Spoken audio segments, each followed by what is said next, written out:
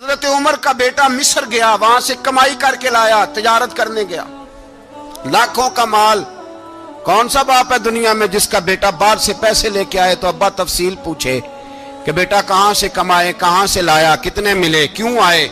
کون سا باپ تفصیل پوچھتا ہے؟ ابا تو کہتا لا صحیح اور تعریفیں کرتا ہے، میرا بیٹا بڑی کمائی کرتا ہے۔ کبھی پوچھا ہے اس سے کہ ڈیوٹی صحیح دیتا ہے کہ نہیں؟ کبھی پوچھا ہے کہ تو ایمانداری کی روزی لاتا ہے کہ حرام کی کماتا ہے؟ یہ باپ کی ذمہ داری ہے، یہ اماں کی ذمہ داری ہے۔ پھر کہتا ہے بیماری کیسے آ گئی، پریشانی کیسے آ گئی؟ تو نے کبھی سوال کیا اپنی اولاد سے؟ حضرت عمر فاروق رضی اللہ تعالیٰ عنہ کا بیٹا مصر سے پیسے کما کے لایا تو جناب عمر نے بلایا، فرمایا بیٹے اتنی تو تیرے پاس راس ہی نہیں تھی، تھوڑے سے تو پیسے لے کے گیا تھا، اتنی کمائی کیسے ہو گئی؟ اتنے تو پیسے نہیں تھے صاحب، کہاں سے کمائی لائے؟ اس نے کہا ابا جی وہ جو میرے چچا ہے نا مصر کے گورنر، آپ کے دوست، انہوں نے میری مدد کی ہے۔ فرمایا جتنے لوگ گئے تھے سب کی ہے مدد اس نے؟ کہا نہیں صرف میری کی۔ فرمایا تیری کیوں کی؟ تیری کیوں کی؟ کہا حضور آپ کے دوست ہیں۔ فرمایا چپ کر، حضور انہوں نے مجھے اتنے پیسے دیے، میں نے کاروبار میں ڈالے تو نفع آیا تو میں ان کی رقم دے کے۔ فرمایا خاموش ہو جا، باقی جتنے لوگ گئے تھے سب کی مدد کی اس نے؟ کہا نہیں حضور صرف میری کی۔ فرمایا اس نے تیری مدد نہیں کی، اس نے خلیفہ کے بیٹے کی مدد کی، اس لیے کہ وہ خلیفہ کو اپنے حق میں نرم کر سکے۔ فرمایا آدھا مال تیرا ہے، آدھا مال غنیمت کا ہے، مال خزانہ کا ہے، مسلمانوں کا ہے، اس لیے کہ تو جو وہاں سے مال کما کے لایا ہے وہ اپنے باپ کے خلیفہ ہونے کی وجہ سے کما کے لایا ہے، لہذا رکھ ادھر۔ یہاں کہتے ہیں کدھر سے آیا، کیسے آیا، کون سا حساب دیں، کیا کریں؟ او بھائی حضرت عمر رضی اللہ تعالیٰ عنہ کا اپنی اولاد کے بارے میں یہ رنگ ہے۔ ایک جنگ سے نا خوشبو آئی، خوشبو بڑی مہنگی ہوتی تھی، عرب میں خوشبو آج بھی بڑی مہنگی ہے، وہ زیادہ استعمال کرتے ہیں۔ میری باتوں کی سمجھ آ رہی ہے میرے بھائیوں؟ بڑی مہنگی خوشبو تھی۔ جب وہ خوشبو آئی تو حضرت عمر نے کہا، گھر میں پہلے پہنچی حضرت عمر کے، چونکہ زیادہ عورتیں استعمال کرتی تھی گھر کے اندر خوشبو، مرد بھی لگاتے تھے۔ حضرت عمر نے اپنی بیوی سے کہا، آپ کی زوجہ تو تھی وہ بڑی خوشبو کو پسند کرتی تھی۔ حضرت عمر نے اپنی زوجہ سے کہا کہ خوشبو لاؤ، میں نے ایک عورت کی ڈیوٹی لگائی ہے، وہ خوشبو تول کے نا تو حصہ برابر صحابہ میں بانٹ دے گی۔ تو آپ کی زوجہ کہنے لگی کسی بی بی کی ڈیوٹی لگانے کی کیا ضرورت تھی، میں جو موجود تھی میں بانٹ دیتی ہوں تول کے حصہ برابر۔ آپ نے فرمایا نہیں تو رہنے دے، وہ فلانی بی بی بانٹے گی۔ کہا حضور میں نے بھی بانٹنی ہے، میرے پہ کچھ حق ہے؟ آپ نے فرمایا نہیں تو تفصیل نہ پوچھ، تو خوشبو دے دے، کوئی اور بانٹے گی۔ خاتون خانہ تھی نا، کہنے لگی نہیں مجھے بھی آج آپ کو بتانا ہی پڑے گا کہ کوئی جو بانٹ سکتی ہے تو میں کیوں نہیں بانٹ سکتی؟ زوجہ کہتی عمر نے بات کی تو میری چیخیں نکل گئی۔ حضرت عمر فرمانے لگے جب تو خوشبو بانٹے گی نا تیرے ہاتھوں کو بھی لگے گی، تیرے دوپٹوں کو بھی لگ جائے گی۔ اگر رب کریم نے مجھ سے سوال پوچھا کہ عمر خوشبو تو مسلمانوں کی تھی، تیری بیوی کے دوپٹے کو کیوں لگ گئی، تو میں اللہ کے حضور کیا جواب دوں گا؟ اگر اللہ نے یہ سوال کیا کہ تیری بیوی نے کیوں لگائی، وہ تو حصہ تھا مسلمانوں کا، تو نے تیری بیوی نے کیوں لگائی؟ تو فرمایا میں نہیں چاہتا کہ اللہ کے حضور مجھے اور تجھے باز پرس ہو، لہذا کسی اور کو بانٹنے دے۔ زوجہ روئی اور تڑپ کے کہنے لگی عمر مجھے لگتا ہے صبح قیامت بھی تیری بیوی ہونے کی وجہ سے اللہ مجھے جنت عطا فرما دے گا، تیری زوجہ ہونے کی برکت سے۔ بھائی یہ معیار رکھا، خدا کی قسم ایسا شخص تاریخ میں دوبارہ نہیں آیا۔ اتنا بڑا آدمی، اتنا بڑا شخص، اتنا بڑا آدمی، اور پھر رنگ یہ ہے کہ عمر 22 لاکھ مربع میل کا حکمران، 22 لاکھ، اور کھجور کے درخت کے نیچے مٹی کا ڈھیلا لے کے سو گئے ہیں، پرواہ کوئی نہیں، کوئی مسئلہ ہی نہیں۔ دو غلام ساتھ بیٹھے تو ایک روٹی حضرت عمر نے گھر سے منگوائی، تھوڑا سا سرکہ، تو غلام کہنے لگے ہم نے بھی کھانی ہے۔ فرمایا کوئی حرج نہیں، روٹی کو پیٹ بھر کے کھانا ضروری تو نہیں، 3 حصوں میں بانٹ لیتے۔ ایک آدمی آیا ہوا تھا مصر کا رہنے والا ملنے کے لیے، اس نے پوچھا عمر کدھر ہے؟ تو کہا وہ ادھر جاؤ مسجد میں بیٹھے ہوں گے، اور واپس آیا تو کہنے لگا وہاں تو 3 غلام بیٹھے ہیں۔ ایک روٹی بانٹ بانٹ کے کھا رہے ہیں, لگتا ہے کئی دنوں سے روٹی نہیں ملی. کہا 3 غلام تو کوئی نہیں, وہاں 2 ہی تھے, تیسرے تو امیر المومنین تھے. اس نے کہا نہیں 3 غلام ہیں, کپڑے بھی ایک طرح کے پہنے ہوئے, بلکہ 2 کے تو پھر صحیح ہیں, تیسرے کے تو زیادہ ماڑے ہیں. کپڑے بھی ایک طرح کے, کھانا پینا بھی ایک طرح کا, اور ان کا نشست برخاست بھی ایک طرح کی ہے, لہذا کوئی فرق نہیں. حضرت ابو ہریرہ کہتے ہیں میں لے کے آیا, اور جناب عمر کو جب میں نے کچی زمین میں تامت سمیٹ بیٹھے دیکھا تو میں رو پڑا. میں نے اس مصر سے آنے والے کو کہا تو اس کے جلوے دیکھ, اگر اس کی ذات میں اتنا حسن ہے تو محمد عربی کا مقام کیا ہوگا. یہ مقام غور ہے, مقام غور. 10 محرم کو لوگ دیگے پکائیں گے نا, نہیں پکانی ہے, کوئی بول دے نہیں, ہاں نہ نہیں کر دے. پروگرام بدلیا تو نہیں دی عید کی کہ وہی کام شروع ہوا ہے لاسٹ ایٹ ہونے والا. کیوں جی, پکنی ہے نا دیکھیں 10 محرم کو انشاءاللہ تعالی, ہم بھی پکائیں گے انشاءاللہ, یہاں بھی پروگرام ہوگا. تو 10 محرم کو جو دیگ پکنی ہے تو ایسا نہیں ہو سکتا کہ 1 محرم کو حضرت عمر کے نام کی بھی کوئی پک جائے. اگر امام حسن حسین کے نام کی دیگیں پکیں تو جو امام حسن حسین کے سے پیار کرنے والے ہیں, جو امام حسن حسین سے, ہم لوگوں نے بھی عجیب رٹا اپنایا ہے نا, ہم لوگ بات کا ایک پہلو دیکھتے ہیں دوسرا نہیں دیکھتے. حضرت امام حسن اور حسین کو بھی نبی پاک نے شہید کہا, اور جناب عمر کو بھی رسول اللہ نے خود شہید فرمایا. فرمایا شہید ہے, خود فرمایا اپنی زبان سے کہ یہ شہید ہے, خود میرا عمر شہید ہے. تو ان کے نام کی دیگ نہیں پکنی چاہیے, اس طرف نہیں ہماری توجہ ہونی چاہیے. اور اہل بیت نبو, یہ بات میں پہلے بھی کرتا ہوں, آج پھر کرنا ضروری سمجھتا ہوں. اہل بیت کا پیار, سن لو کان کھول کے, اہل بیت کا پیار اگر ہمیں کسی نے سکھایا ہے تو سیدنا عمر فاروق نے سکھایا ہے. اہل بیت نبوت کی محبت اگر کسی نے سکھائی ہے تو کس نے سکھائی ہے, بول کے بتائیے. حضرت عمر نے. اہل بیت کا پیار ہمیں حضرت عمر نے بول کر کے سکھایا ہے. بھائی یاد رکھیں, کسی کی طاقت نہیں تھی دم مارنے کی حضرت عمر کے سامنے, طاقت ہی نہیں تھی. کیسر و کسرا کانپ جاتے تھے, جرت ہی نہیں کرتے تھے حضرت. اور ہمارے تو تعلقات بڑے ہیں نا غیروں سے. حضرت ابو موسیٰ اشعری رضی اللہ تعالیٰ عنہ فرماتے ہیں میرا منشی سائی تھا, وہ کاتب کہتے تھے وہ لوگ, میرا حساب کتاب عیسائی تھا. تو فرماتے ہیں ایک دن میں نے وہ سارا حساب کتاب لین دین کے حضرت عمر کو دکھائے تو فرمانے لگے جس نے لکھے ہیں اس کو بلاؤ. کہنے لگے ضرور مسجد نہیں آ سکتا. کیوں نہیں آ سکتا؟ کہنے لگے وہ عیسائی ہے. کہتے ہیں حضرت عمر جلال میں آ گئے. آپ فرمانے لگے جنہیں رب دور کرتا ہے تم کیوں قریب کرتے ہو, جنہیں اللہ دور کرتا ہے. فرمایا تم غیروں کو اگر عہدے دو گے تو اپنوں کا کیا بنے گا, اگر تم غیروں کو عہدے دو گے تو اپنوں کا. یہ سوچ ہے جو آج برما کے مسلمانوں کے لیے بھی ضروری ہے. کہا اگر تم غیروں کو عہدے دو گے تو اپنوں کا. ہم نے غیروں کو عہدے دیے تو دیکھا نا اپنے کس طرح کاٹے جا رہے ہیں. غیروں کو جو عہدے دے دیے جرانے سارے غیروں سے, روز دعویٰ ہوتا ہے چین ہمارا سجن ہے, چین ہمارا دوست ہے. او بھائی دوست ہے تو اس سے کہو نا کہ برما تو تمہاری ایک چھوٹی سی ریاست ہے, چین کے بغیر تو وہ سانس بھی نہیں لے سکتا. اس کو کہو نا اس حکومت پہ دباؤ ڈالے. لیکن ہم لوگوں نے غیروں کو عہدے دیے تو اپنے پس گئے.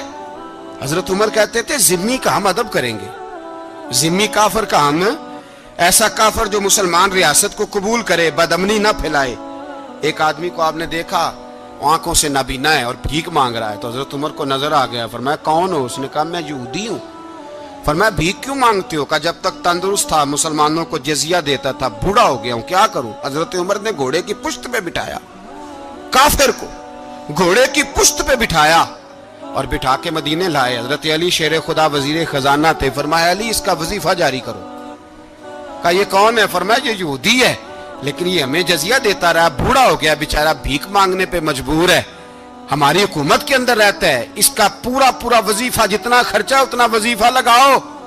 حضرت علی کہتے ہیں میں وظیفہ لگا رہا تھا اور وہ میرے نبی کا کلمہ پڑھ رہا تھا, وہ رسول اللہ کا کلمہ پڑھ رہا تھا. یہ مزاج, یہ نہیں کہ کافر. حضرت عمر نے گورنروں کو خط لکھے تھے کہ زبردستی کسی کو مسلمان نہیں کرنا, جہاں ان کی عبادت گاہیں بنی ہو گرانی نہیں, کوئی مندر کوئی گرجا ضائع نہیں کرنا.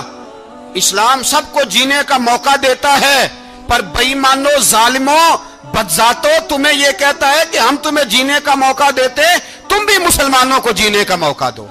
ये जहां बसते हैं, जहां रहते हैं, इन्हें वहां जीने का मौका दो। इन्हें भी अल्लाह अकबर कहने का मौका दो, इन्हें भी कुरान पढ़ने का मौका दो, इन्हें भी रसूलुल्लाह पर दुरूद पढ़ने का मौका दो। हमारे मुल्क में ईसाई अपनी मर्जी से खुलेआम तबलीग करते हैं। यहां तो चैनल चलाए हैं ईसाइयों ने। किसी मजहबी जमात ने कभी जुलूस निकाला है कि ईसाइयों का चैनल बंद करो? बोले निकला है कि नहीं निकला? कितने जुल्म की बात है। हम जब गैर को इतना तहफुज देते हैं, इतना तहफुज देते हैं, हमने देखा है, मुझे 20 लोगों ने ईद पे टेलीफोन किए कि ईसाइयों को कुर्बानी का गोश्त दे ले। मजबूर हैं जी, दरवाजे पे आ गए हैं, हमारे काम काज करते हैं। 20 लोग, आम आदमी के दिल में इनका इतना जज्बा है, वो मसाइल का बयान करने एक अलग बात, लेकिन हमारे दिल काफर के हक में भी नरम हो जाते हैं। तुम किस कदर ज्यादा बेईमान हो और कुफर किस कदर ज्यादा जलील हो गया है कि मुसलमान के हक में नरम होता ही नहीं। और उससे बड़े जलील वो हैं जो इन जलीलों के सपोर्टर हैं। वो किसी अरब मुल्क के हुक्मरान हो या किसी और जगह के, वो बड़े जलील है जो इन जलीलों के सपोर्टर हैं, जो बर्मा की बच्चियों के कत्ल पर अपनी हुकूमतें चमका रहे हैं। ने शर्म नहीं आती? इस कदर मुसलमान तड़पा है, लेकिन उन बेगैरतों को जरा होश नहीं आई। और ये उनके कमाश, उनके दलाल जो हर जगह उनकी सपोर्ट करके अपनी हुकूमतें कायम करते हैं, बेईमानों को पता नहीं कि कब इन पर अल्लाह का अजाब उतरेगा और किस तरह इनके परखशे उड़ेंगे। तुम्हें अपनी जिल्लत और रुसवाई नजर नहीं आ रही कि जमीन किस तरह तुम्हारे लिए तंग हो गई है? इससे ज्यादा और तुम्हारी रुसवाई क्या होगी? डरो अल्लाह से, और ये तो दुनिया का अजाब है। इन्ना बत्श रब्बिक लशदीद, मेरा रब कहता है क़यामत तो कायम होने दे। इतना सख्त तेरे रब की पकड़ है, इतनी किसी दूसरे की हो सकती? याद रखें और थोड़ा एहतियात करें हम सब लोग भी, जो हम लोग आधी जुबान बोल के भी इनकी सपोर्ट करते। अब शर्म आनी चाहिए हमें इन हुकूमतों की सपोर्ट करते जो मुसलमानों की लाशों के ऊपर हुकूमतें कायम करते हैं। शर्म आनी चाहिए। बहरहाल बात दूर निकल जाएगी और मैं अपने मजमून पे रहता हूं। अहले बैत का प्यार अगर सिखाया है तो जनाब उमर ने सिखाया है रदी अल्लाह ताला अन्हो। इमाम हसन मिलने, आप यकीन करें, मैं जब इस वाकया को पढ़ता हूं तो मेरा दिल झूम जाता है। मैं कहता हूं यार, डाडा होना अपनी जगह पे, इश्क होना अपनी जगह पे, इंसान का बावकार होना अपनी जगह। जहां खड़े होना था वहां ये खड़े होते थे, और जहां झुकना था वहां ये इन लोगों में इकबाल ने कहा था, तेरी निगाह नाज से दोनों मुराद पा गए। अकले गियाबो जुस्तजू इश्के हुजूरो इस तरह। जहां अगर आया है सामने कैसरो किसरा तो उमर जैसा दलेर कोई नहीं। अगर सामने आया ईरान का बादशाह तो उमर जैसा तगड़ा कोई नहीं। अगर आया है सामने गुस्सान का बादशाह तो उमर जैसा आदिल कोई नहीं। लेकिन अगर अली का बेटा आया है, अगर फातिमा के लाल पारे आए हैं, तो फिर फारूक आजम से जैसा मुहिब कोई नहीं, फिर उनसे जैसा प्यार करने वाला कोई नहीं। अंदर बैठे हैं जनाब उमर, अंदर तनाई में कुछ वजीरों से गुफ्तगू हो रही है, मीटिंगें जारी हैं। आपके बेटे मिलने आए जनाबे अब्दुल्ला इब्ने उमर। अब्बा जी मिलने आए। बात ठहरो, बात कर रहा हूं, कोई ना अंदर आए। साहबजादा बाहर खड़ा है। थोड़ी देर गुजरी तो इमाम हसन भी आ गए। कौन आए? आपको अजब मिलेगा इमाम साहब का नाम लेने से, वो सरदार हैं जन्नतियों। कौन आए? सारे बोलिए, इमाम हसन। तेरी नस्ल पाक में है बच्चा बच्चा नूर का, तू है ने नूर तेरा सब घराना। इमाम हसन आए तो हजरत अब्दुल्ला इब्ने उमर को दरवाजे पे खड़े देखा। कहा अमीरुल मोमिनीन कहाँ हैं? कहने लगे हजरत उमर के बेटे। कहने लगे वो अंदर बैठे, कुछ मीटिंग हो रही है और उन्होंने कहा कोई अंदर ना आए, लेकिन आप जाना चाहें तो चले जाएं। आप जाना चाहें तो, तेरी नस्ल पाक में है बच्चा बच्चा नूर, आप जाना चाहें तो चले जाएं। तो उन्होंने कहा जब आप बाहर खड़े हैं तो मुझे कोई इतना जरूरी काम नहीं, और अभी जोर की नमाज थोड़ी देर में होगी, मैं मस्जिद में मिल लूंगा अमीरुल मोमिनीन से। ये बात कह के इमाम हसन चले गए। यार इतनी बड़ी बात नहीं थी, इतनी बड़ी बात नहीं थी। वो मेरे उस्तादों का बेटा भी आया तो कहा ठीक है जी वो सोए हुए हैं, तो कोई गर्ज नहीं यार, मैं ठहर के आ जाऊंगा। कोई बड़ी बात नहीं थी, देखा जाए तो बड़ी बात नहीं थी, पर बात बहुत बड़ी थी इसलिए कि ये खाली हसन नहीं, ये हसन इब्ने अली है, ये हजरत फातिमा के लख्ते जिगर। हजरत उमर बाहर निकले। अब्दुल्ला इब्ने उमर से पूछा कोई आया तो नहीं? तो कहा हुजूर इमाम हसन आए थे। تو کہا پھر شہزادے کو اندر کیوں نہیں بھیجا؟ کہا میں نے کہا تھا. وہ کہنے لگے اگر امیر المومنین مصروف ہیں تو میں ظہر میں مل لوں گا. حضرت عمر رونے لگے. فرمایا بیٹے تو نے اچھا نہیں کیا. پھر مسجد نہیں گئے, سیدھے امام حسن کے دروازے دستک دی. امام حسن باہر آئے. کہا شہزادے آئے تھے تو ملے کیوں نہیں؟ تو امام حسن کہنے لگے حضور آپ کا اپنا بیٹا دروازے پہ کھڑا تھا, آپ کا اپنا بیٹا دروازے پہ کھڑا تھا, اور منع بھی کیا تھا آپ نے تو میں زور میں مل لیتا. حضرت امام حسن فرماتے جوش جذبات میں جناب عمر نے سر سے پگڑی اتار دی. جوش جذبات میں کہنے لگے حسن میرے بیٹے کا اور آپ کا کیا مقابلہ؟ کیا اس کی ماں کا نام فاطمہ الزہرا ہے؟ کیا اس کی نانی کا نام خدیجۃ الکبریٰ ہے؟ کیا اس کے نانے کا نام محمد مصطفیٰ ہے؟ آپ کا اور اس کا کیا مقابلہ؟ پھر رو پڑے اور کہنے لگے بیٹے میں مکے کے صحراؤں میں اونٹ چرایا کرتا تھا, یہ جو میرے سر پر عزت کے بال ہیں یہ تیرے نانے کے اگائے ہوئے.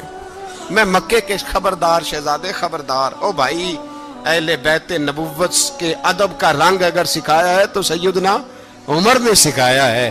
حضرت عمر فاروق اتھارٹی ہے, اسلام کی اتھارٹی. یکم محرم حضرت عمر کی شہادت ہے. یہودی بول اٹھا, کافر بول اٹھا. اگر 6 مہینے عمر دنیا میں اور رہتے تو دنیا میں کوئی کافر موجود نہ ہوتا. 6 مہینے. اور جب اس بطل جلیل کا جنازہ اٹھا, اللہ بخاری پڑھیے نا, اللہم ارزقنا شہادت فی سبیلک, اللہ بسترے کی موت نہ دینا شہادت کی دینا.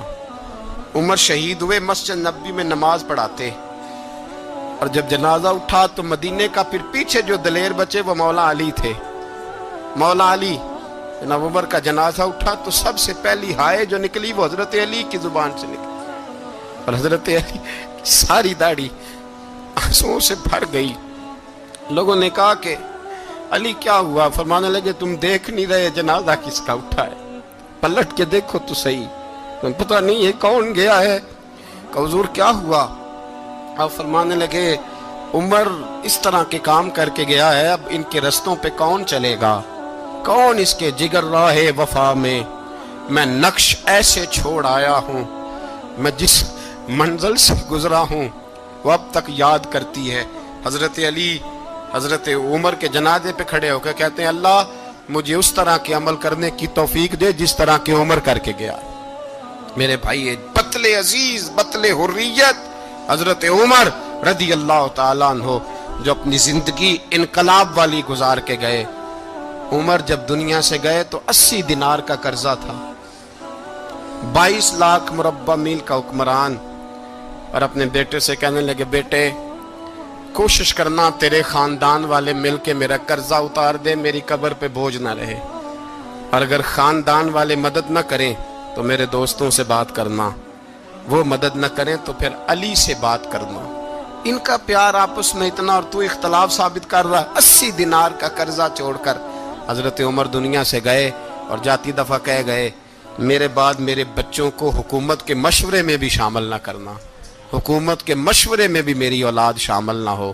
اتنا بڑا شخص اتنا بڑا رنگ دے کے یکم محرم کو جب عمر فاروق کا وصال ہوا تو بیٹے سے کہنے لگے اماں عائشہ سے جا کے کہو میرا بھی نبی پاک کے روزے میں دفن ہونے کو دل کرتا ہے. ایک قبر کی جگہ ہے اماں جی نے اپنے لیے رکھی ہے, بخاری ہے بخاری. حضرت عائشہ کے پاس صاحبزادے گئے, کہنے لگے اماں جی عمر کو زخم لگ گیا ہے, حالت بڑی پریشانی والی ہے. وہ کہتے ہیں اگر اماں اجازت دیں. سید عائشہ رو پڑی, فرمانے لگی کہ وہ اپنی قبر کی جگہ تو نہیں نہ کسی کو دیتا, پر عمر نے کمال ہی بڑا کیا. اسے کہو جاؤ گنبد خضرا میں قیامت تک جو مصطفیٰ پہ اور ابو بکر پہ سلام پڑھے گا وہ تجھ پہ بھی سلام پڑھ کے جائے گا. جاؤ میں نے جگہ دی. اور اگر آپ نے ابھی تک ہمارا چینل سبسکرائب نہیں کیا تو فوراً سبسکرائب کیجئے, ساتھ ہی بیل آئیکن پر کلک کریں تاکہ مزید آنے والی ویڈیو ہیں وہ آپ کو وقت پر ملتی رہیں. اللہ حافظ.